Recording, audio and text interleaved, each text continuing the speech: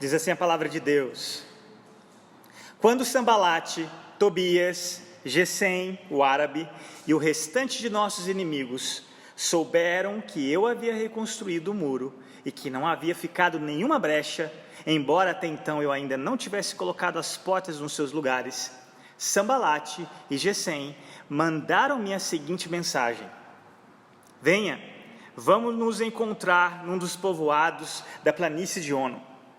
Eles, contudo, estavam tramando fazer-me mal. Por isso, enviei-lhes mensageiros com esta resposta: estou executando um grande projeto e não posso descer. Porque parar a obra para ir encontrar-me com vocês?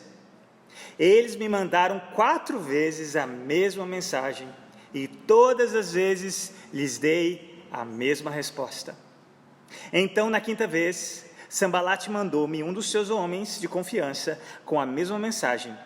Ele tinha na mão uma carta aberta em que estava escrito: dizem entre as nações, e Gesem diz que é verdade, que você e os judeus estão tramando uma revolta e que por isso estão reconstruindo o muro. Além disso, conforme dizem, você está na iminência de se tornar o rei deles. E até nomeou profetas para fazerem em Jerusalém a seguinte proclamação a seu respeito: há um rei em Judá. Ora, essa informação será levada ao rei, por isso vamos conversar. Eu lhes mandei esta resposta: nada disso que você diz está acontecendo, é pura invenção sua. Estavam todos tentando intimidar-nos, pensando: eles serão enfraquecidos e não concluirão a obra. Eu, porém, orei pedindo: fortalece agora as minhas mãos. Amém. Até aí. Você pode se sentar.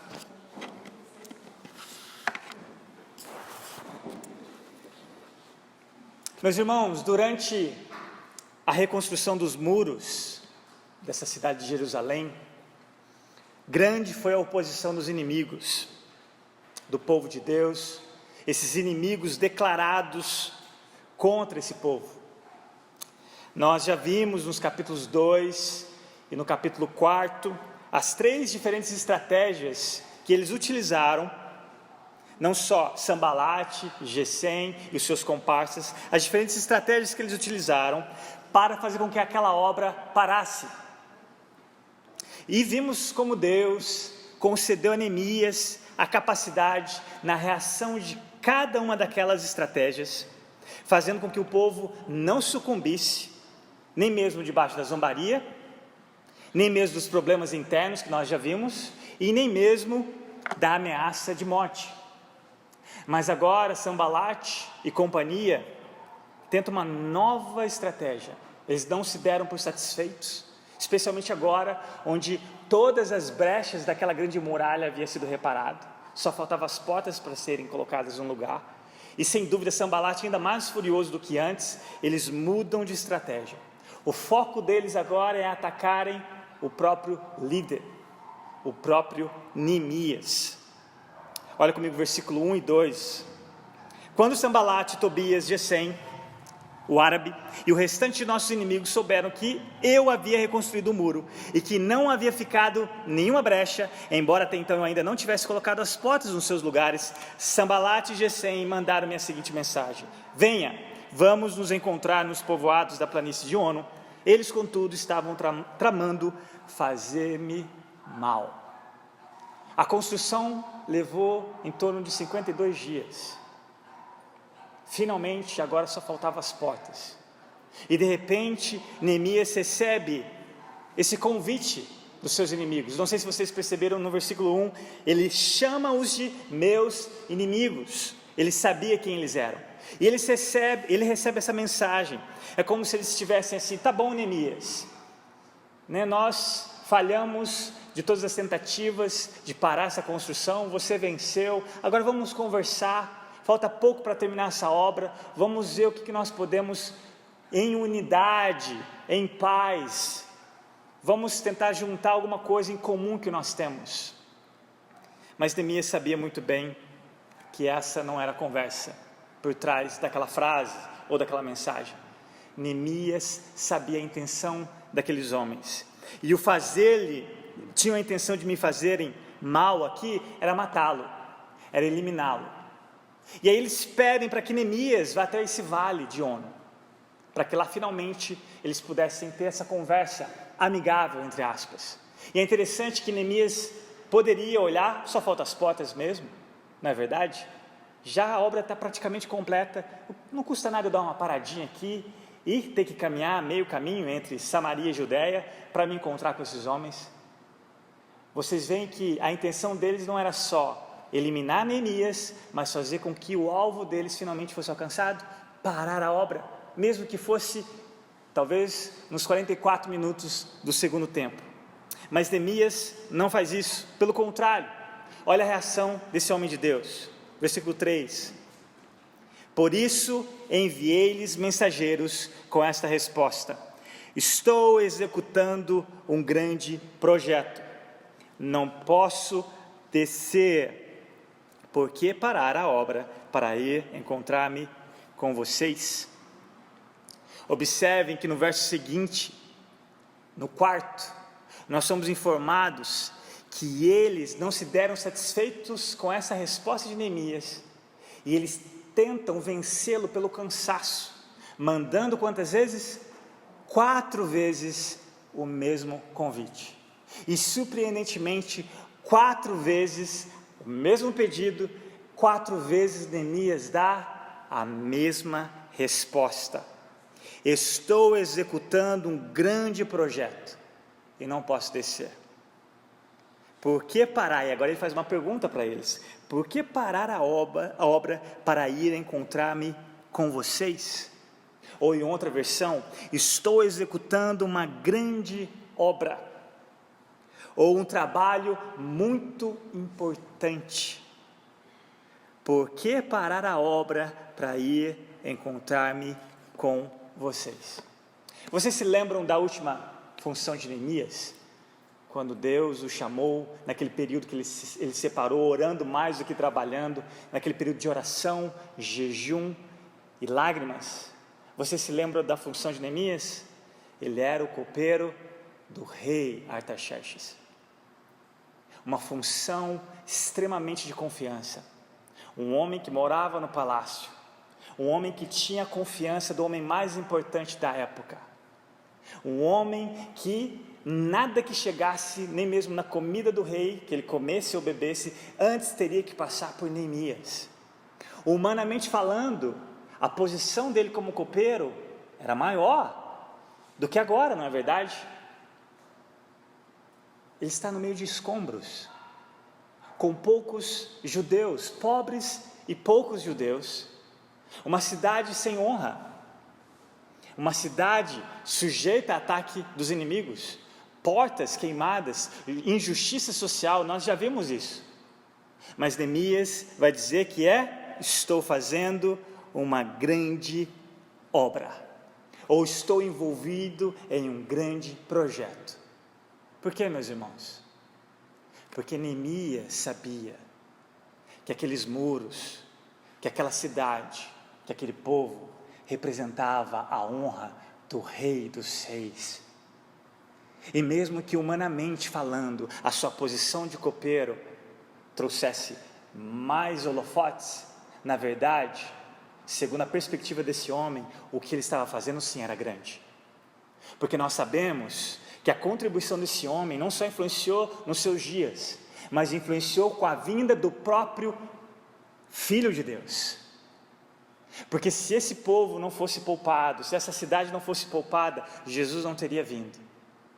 E nós vamos ver que Jesus, sim, Ele fez a maior obra de toda a humanidade, mas graças ao privilégio que Deus concedeu a esse homem de se envolver na reconstrução desses muros, na reconstrução do povo, que nós vamos ver que, na verdade, reconstrução das muralhas era só uma fase do que Deus chamou Neemias para fazer.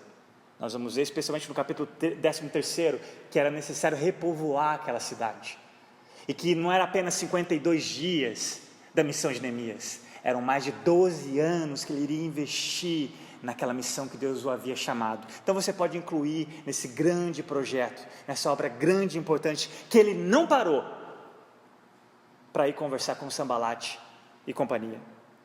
Neemias estava tão convicto disso, dessa missão que ele tinha, que nem mesmo a insistência dos seus inimigos, ao tentarem convencê-lo ou influenciá-lo pelo cansaço, 4 vezes com a mesma mensagem, e 4 vezes ele dá a mesma resposta.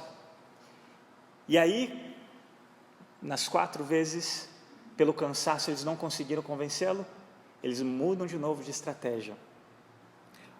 Olha comigo o próximo versículo, do 5 ao 7, especialmente o 5, a nova estratégia que eles abordam. Versos 5 ao 7. Então, na 5ª vez, Sanbalate mandou-me um dos seus homens de confiança com a mesma mensagem. Ele tinha na mão uma carta aberta, em que estava escrito: dizem entre as nações, e Gesem diz que é verdade, que você e os judeus estão tramando uma revolta, e que por isso estão reconstruindo o muro. Além disso, conforme dizem, você está na iminência de se tornar o rei deles, e até nomeou profetas para fazerem em Jerusalém a seguinte proclamação a seu respeito: há um rei em Judá. Ora, essa informação será levada ao rei, por isso, vamos conversar. Se a insistência das 4 mensagens não funcionou, Sanbalate agora joga mais baixo, até então, de todos os ataques, não só contra Neemias e o povo, mas especialmente contra Neemias, ele joga baixo, porque agora ele quer atingir a reputação de Neemias. Ele quer atingir a integridade daquele homem, nesses versos, dos versos 6 e 7, desses falsos rumores. E ele pretendia, observe, não sei se você reparou, que esse novo mensageiro, ele tem em mãos o quê? Uma carta aberta. Naquela época, as cartas eram enroladas e elas tinham um selo, por assim dizer, um lacre oficial. Uma carta aberta significava que aquele selo havia sido quebrado. E uma carta aberta não só com um selo quebrado que demonstrava desrespeito quanto ao remetente ou quem havia enviado a mensagem, mas uma carta aberta significa que isso veio, o conteúdo daquela carta veio a público. Era como se fosse assim, o mensageiro com a carta aberta, distribuindo todos aqueles rumores e fatos por onde quer que ele tivesse passado como mensageiro, a pé ou a cavalo. Agora imaginem-se, se coloquem no lugar de Neemias, uma carta aberta cheio de fofoca, cheio de falsos rumores. E aqui, se você vê os detalhes, dizem olha só, repete 2 vezes essa palavra, dizem, ou seja, é um rumor, dizem entre as nações. E depois, segunda parte, além disso, conforme dizem, o que diziam? Que Neemias e o povo, ao reconstruir o muro, estavam tramando uma revolta contra o próprio rei Artaxerxes. Não só isso, olha, eles também dizem que Neemias tinha a eminência de se tornar o rei deles. Por isso que ele estava até então tão comprometido com aquela obra. E aí não para, porque eles dizem que até Neemias havia selecionado profetas para proclamar a mensagem que havia um novo rei entre eles. E aí ele joga mais baixo até então, no finalzinho. Ele vai dizer que tudo isso iria chegar aos ouvidos de quem? De Artaxerxes. E sabe o que isso significa, meus irmãos? Que Neemias corria o risco de perder a cabeça. Se você olhar lá em Esdras, no capítulo 4, no versículo 12, eles usaram a mesma estratégia. Eles mandaram uma carta para o rei que embargou a obra. Não só da reconstrução do templo, mas da primeira tentativa da reconstrução dos muros. E agora eles fazem isso de novo com Neemias. Eles falam: Neemias, agora é hora de você parar com que seja o que você esteja fazendo e vamos conversar. Olha o versículo 8, a reação de Neemias. Eu lhe mandei esta resposta: nada disso que você diz está acontecendo, é pura invenção sua. E Neemias mais uma vez sabia a intenção desses homens. Na primeira parte do versículo 9, estavam todos tentando intimidar-nos, pensando, eles serão enfraquecidos e não concluirão a obra. Neemias dá uma resposta àqueles homens, e ele não sai da posição que ele ocupava na construção daqueles muros. Essa passagem me lembra, como ilustração, um pastor que eu gosto muito, não sei se você já leu algum dos seus livros, Oswald Smith. Esse pastor, conhecido como pastor de uma igreja chamada Igreja do Povo, em Toronto, no Canadá, esse pastor sofreu muito, debaixo de severas críticas do que ele fazia, terríveis ataques, levantados até mesmo das igrejas irmãs que ele pastoreava. E um dia, Oswald Smith estava num congresso de líderes, isso há muitas décadas atrás, e naquele congresso, no último dia, algumas pessoas o procuraram e disseram: Pastor Oswald, o senhor não vai combater ou defender todas as acusações que estão fazendo contra o Senhor? E aquele homem de Deus, meus irmãos, debaixo de ousadia e de muita maturidade cristã, respondeu o seguinte: não combato, nem me defendo, faço a obra de Deus. Neemias, aqui, ele não só não combateu, nem se defendeu, ele continuou na obra de Deus. Mas eu não sei, se você estivesse no lugar dele, se você talvez pensaria: peraí, falta muito pouco para concluir essa obra, nada me custa deixar algumas pessoas aqui, continuando o trabalho, e eu dar um pulinho em Suzano, na capital, e chegar lá antes, como dizem que notícia ruim voa, né? Chegar antes dessas más notícias, para me explicar ou me justificar diante do rei, que na verdade tudo isso é mentira. Você não vê Neemias fazendo isso.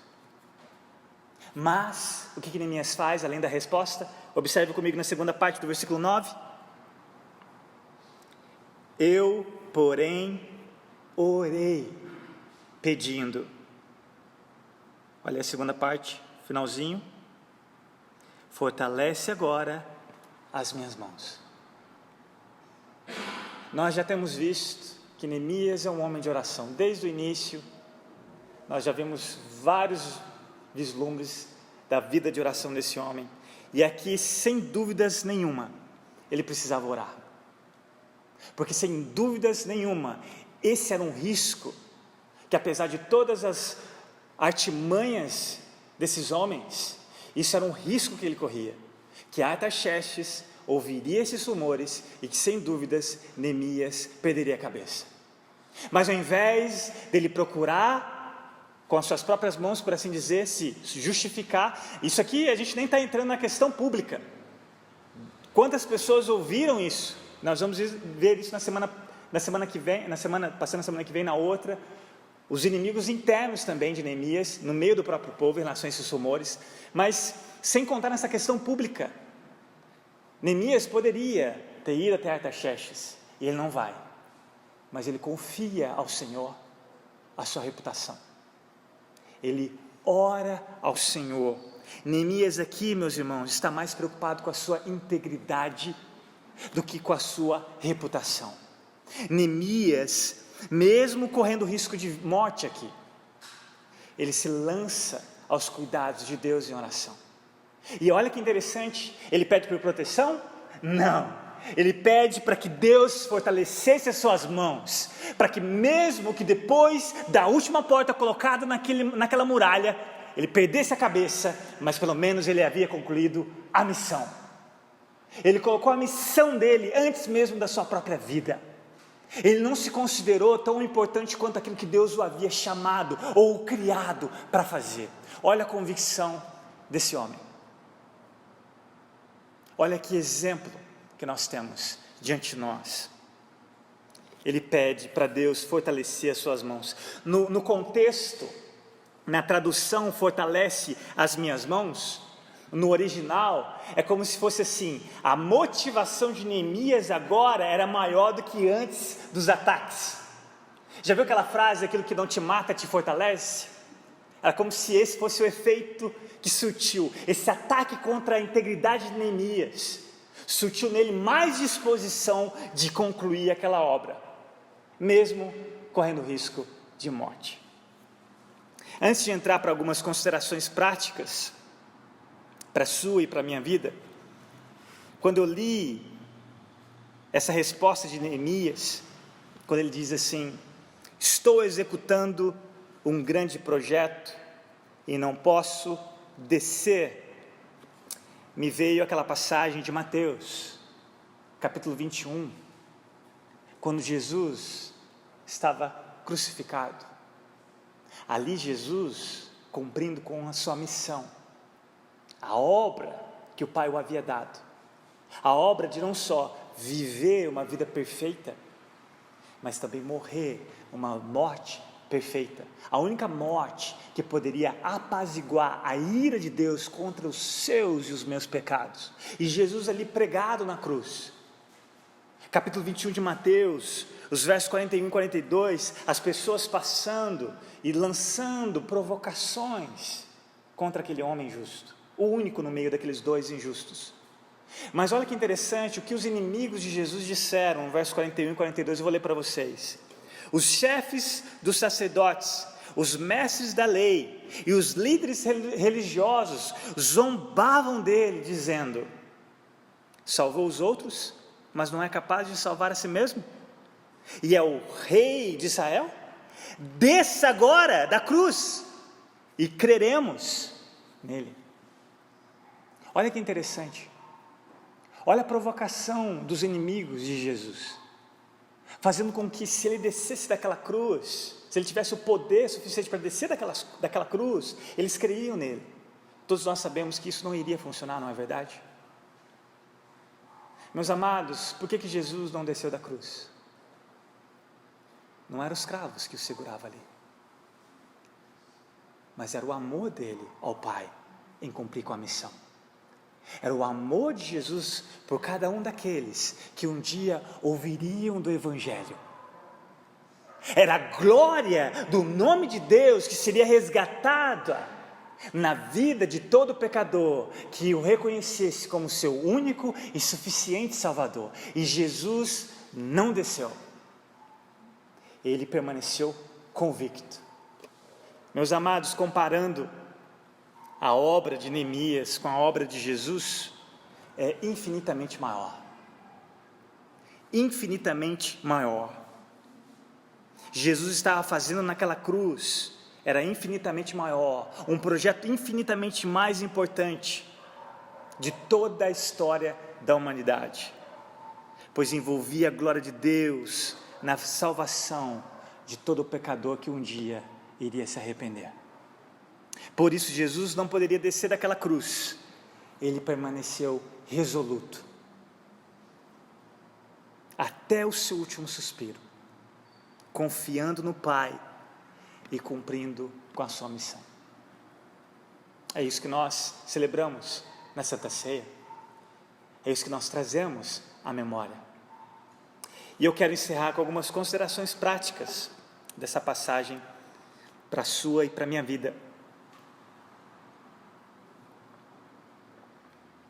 E eu gostaria de perguntar a você: existem coisas que o distraem daquilo que Deus o chamou para fazer?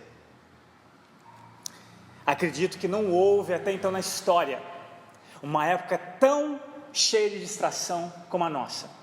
Acho que você concordaria comigo. Tanta série, tantos recursos, tantos aplicativos, tantos barulhos externos e internos. Eu acredito que nós nunca até hoje enfrentamos uma época de tanta distração, de tanta coisa que nos ilude, que nos seduz, que nos tira do foco de qualquer tarefa, por mais simples que ela seja.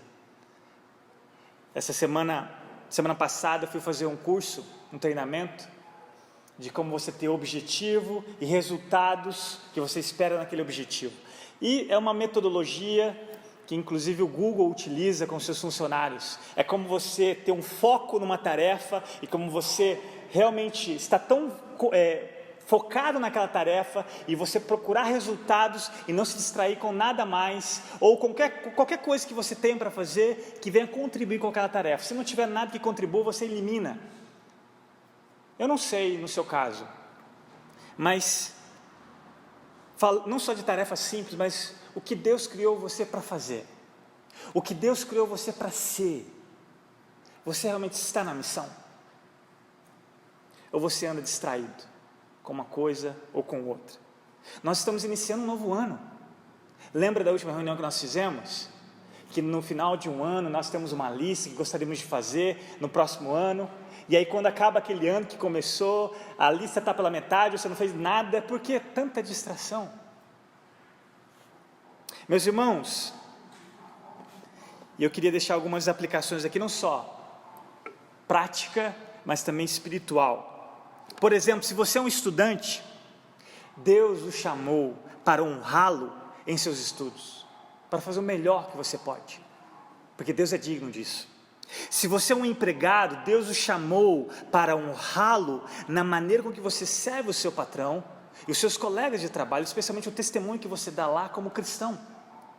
Se você é um cônjuge, Deus o chamou para honrá-lo no seu casamento. Se você é um solteiro, Deus o chamou para honrá-lo na sua solteirice, em santidade. Em santidade. Se você é criança, Deus o chamou para honrar e obedecer os seus pais, focado nisso. Como fazemos o melhor que podemos para a glória de Deus, sem perdermos o foco naquilo que o Senhor nos chamou para fazer? Como fazer isso? Primeiro, peça a Deus sabedoria. Tiago 1, versículo 5. Se algum de vocês tem falta de sabedoria, peça a Deus, que a todos dá livremente, de boa vontade, e lhe será concedida. Neemias não é melhor do que você e eu. Adivinha por que ele orava tanto? Porque sem dúvidas ele pedia sabedoria. Ele sabia que aquela obra era maior do que ele, e ele necessitava, assim como Salomão entendeu, que ser rei daquele povo não era qualquer rei, e ele pediu sabedoria. Se você não tem, é porque você não pede, porque Deus dá, livremente.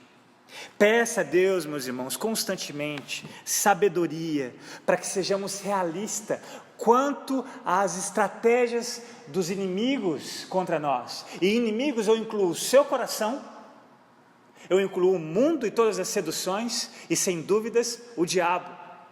Você é tão realista como Neemias era, ao reconhecer as estratagemas dos seus inimigos? Você se conhece tão bem quanto acredita conhecer? Você sabe do que é seduzido? Você conhece seus pontos fracos? Porque o inimigo conhece melhor do que você. Você pede sabedoria, você pede graça a Deus, para que em momentos onde você é testado, você pode orar como Jesus nos ensinou: livra-nos do mal, livra-nos do maligno. Peça a Deus sabedoria. Uma segunda pergunta: como você reage quando é convidado por alguém para algum lugar, ou um acordo, onde você sabe que é contrário dos valores da palavra de Deus? Qual é a sua reação? Você diz não, ou você cede? Você é vencido pelo cansaço, pela insistência das pessoas? Você dá a mesma resposta? Quem é mais importante para você?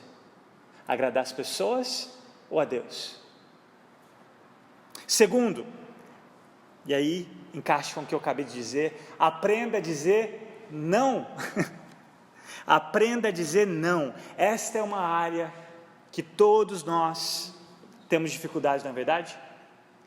Dizer não quando necessário e sim quando essencial. Para isso nós precisamos de sabedoria, porque às vezes você diz não para tudo, especialmente aquilo que Deus quer que você faça, e diz sim para as coisas erradas. Nós precisamos aprender a dizer não quando essencial. Neemias permaneceu firme. 4 vezes ele disse não, não, não e não. Não vou parar a obra. Eu vou ler um comentário de um pastor que ele diz algo muito prático nesse sentido, abre aspas. Algumas pessoas não conseguem fazer isso, é o que ele está dizendo em relação a dizer não. Por causa da própria insegurança, do desejo desequilibrado de sempre agradar os outros, ou qualquer outra coisa, elas desmoronam e cedem, principalmente se a solicitação for repetida. E ele continua, Neemias disse 4 vezes não devo estar disponível. A questão é, não devo estar disponível para outras pessoas? Alguém poderia perguntar. Sim, claro, mas há uma diferença entre viver como servo de Deus e viver para obter a aprovação humana. Em que circunstâncias devo dizer não? Quando sou confrontado pela tentação. Quando me pedem para comprometer a verdade ou a moralidade. Quando um bem menor ameaça minar um bem maior. Para quem devo dizer não? Para os meus filhos, com bastante frequência. Para os inimigos, aos amigos que me distrairiam do chamado de Deus. Para Satanás. Quando devo dizer não? Sempre que necessário e com muito mais frequência do que faço. Fecha aspas. E terceiro e último, o que é mais importante para você? Eu pergunto, o seu caráter ou a sua reputação? Até hoje, eu não sei se você sabe a diferença entre caráter e reputação, mas até hoje, a descrição que eu mais gostei, e acredito que a definição que mais clara é a seguinte: reputação é o que as pessoas vão dizer no seu funeral. Caráter é o que os anjos de Deus dizem sobre você diante do trono. O que é mais importante? O que Deus conhece a seu respeito? Ou o que as pessoas falam a seu respeito? Se as pessoas estão inventando qualquer coisa a seu respeito, especialmente por ser uma pessoa íntegra, uma pessoa que não abre mão dos seus valores, não deixe sem resposta se for mentira, como Neemias fez. Mas não faça nada além da resposta, não saia do foco. Não saia do foco daquilo que o Senhor o chamou para fazer. Se preocupe com o seu caráter, se preocupe em fazer a obra do Senhor, confie ao Senhor a sua reputação, descanse nele e faça a obra de Deus. Amém? Vamos orar? Pai amado, nós te bendizemos pela beleza, pelo privilégio de ouvirmos a tua palavra, uma palavra que é atual o tempo todo. Pai, obrigado pelo exemplo de Neemias, obrigado porque o teu Espírito que o capacitou também nos capacita. Pai, nós te pedimos, ajuda-nos a reconhecer como salmista, a reconhecer que somos pobres e necessitados, a reconhecer que sem o Senhor nós não podemos ser ou fazer nada. O teu Filho deixou isso claro: sem mim nada podeis fazer. Pai, nos dê sabedoria para reconhecermos as nossas próprias fraquezas, o nosso coração corrupto e enganoso. Ajuda-nos a reconhecer as seduções que nós somos expostos nesse mundo, Pai, que jaz o maligno. Pai, o Senhor nos chamou para uma obra muito maior do que nós mesmos. E nós temos poucos dias, a nossa vida é curta, é como uma sombra ou como uma neblina. Oh, Pai, como nós precisávamos ter mais noção do quão breve é a nossa vida. Isso nos levaria a sermos mais intencionais, a mais focados com as horas que nós utilizamos no dia, especialmente horas desperdiçadas com futilidades, horas desperdiçadas com aquilo que não condiz com o teu reino, com a tua justiça, com a tua vontade. Perdoa-nos, Pai. Ajuda-nos a sermos um povo intencionais, lembrando que o nosso tempo também é redimido, que Jesus morreu pelo nosso tempo, Ele é digno das nossas horas, desde a hora que nós acordamos até a hora que nós vamos dormir. Oh Senhor, santifica-nos, santifica o Teu nome nas nossas horas, dos nossos dias. Pai, nos dê a sabedoria de reconhecer os nossos inimigos, nos dê a sabedoria de dizer não, nos dê a liberdade de dizer não quando necessário. Livra-nos da idolatria de querer agradar as pessoas mais do que o Senhor. Nos dê a disposição de amá-lo acima de todos e qualquer coisa. Pai, nos dê também a sabedoria, o discernimento de que aquilo que o Senhor nos pediu para fazer é importante. Por mais que humanamente falando não tem valor nenhum, mas o que mais importa é diante dos Teus olhos, Pai, e não dos olhos humanos. Como muito bem disse um servo Teu, há ministérios que só surpreendem homens, mas não surpreendem a Ti. E nós oramos, Pai, que seja o que for com que o Senhor nos chamou para fazer, enche o nosso coração de alegria, mesmo que seja colocar um tijolo nessa muralha, por assim dizer, que construímos como igreja. Faça isso, Pai, para louvor e glória do Teu nome. E nós também queremos bendizer o Teu Filho Jesus, porque graças a Ele tudo isso é possível, graças ao exemplo dEle, de não ter se distraído com a missão, com a obra pelo qual o Senhor deu a Ele a fazer, e graças a essa obra nós estamos aqui, Pai, redimidos pelo sangue precioso do nosso Senhor Jesus, e tendo agora a segunda chance, de sermos nele, aqueles que o Senhor nos criou para ser. É em Cristo Jesus que nós oramos e Te agradecemos, Pai. Amém.